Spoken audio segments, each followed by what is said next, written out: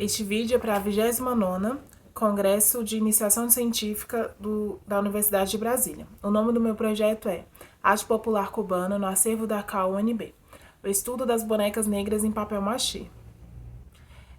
O objeto de estudo foram 3 bonecas cubanas que foram doadas pela Embaixada de Cuba em 1993, à Casa da América Latina. A primeira coisa que a gente olha é o material que essas bonecas foram feitas. Elas foram feitas em papel machê.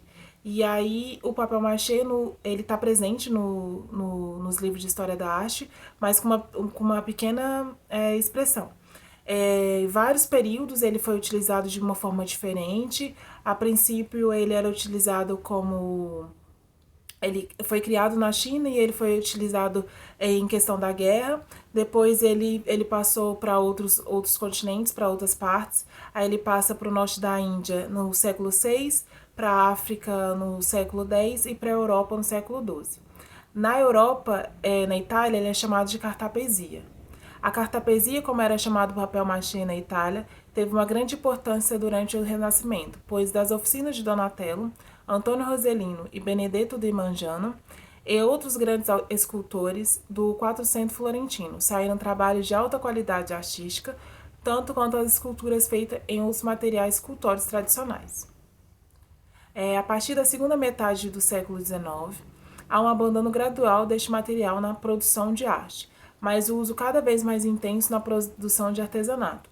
O declínio na produção de arte de papel machê é acentuado quando uma enorme produção de artesanato e aplicações industriais invade o mercado. Lentamente, o papel machê vai sendo marginalizado no campo da arte.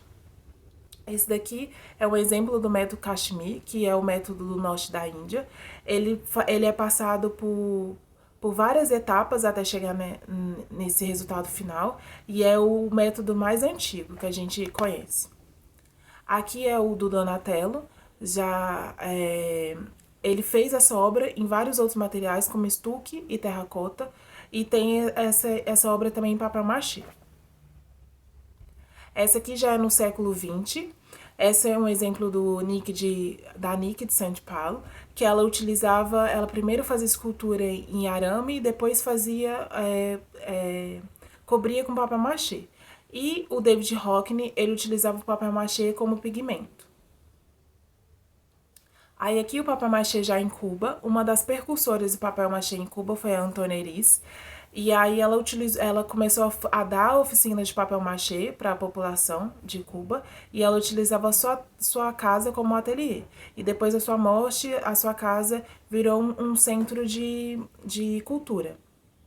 Aí a gente acredita que a pessoa que fez as bonecas cubanas, que são os objetos de estudo, foram alunos da Antônia Eris. Então, aí a gente consegue ver que ela passou esses ensinamentos para frente.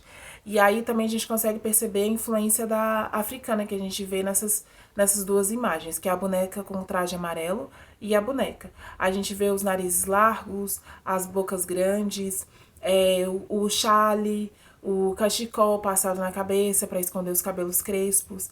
E aí a gente também consegue relacionar isso com a nossa cultura também. Que a nossa cultura tem a cultura das baianas, né? Que a vestimenta é um pouco parecida, tem das escravas, até das empregadas domésticas, né, atualmente. Então a gente consegue relacionar tanto com a influência africana quanto com a nossa cultura. Esse conceito ultrapassa o folclore e abrange todas as expressões da arte e da cultura da localidade, quando ela se apresenta como manifestações diretas da população e quando influi ou condiciona a própria forma de ser de cada uma delas. Esse conceito de cultura popular tradicional não expressa uma ideia simplesmente do passado, como poderia deduzir-se da formulação tradicional. Trata-se de uma arte e de uma cultura criadas imediatamente pelo povo ao longo de um processo histórico que continua sujeito a modificações, de acordo com as possibilidades de mudança e desenvolvimento que implica os outros objetos sociais. É sobre isso o meu trabalho, aqui são as referências, e muito obrigada.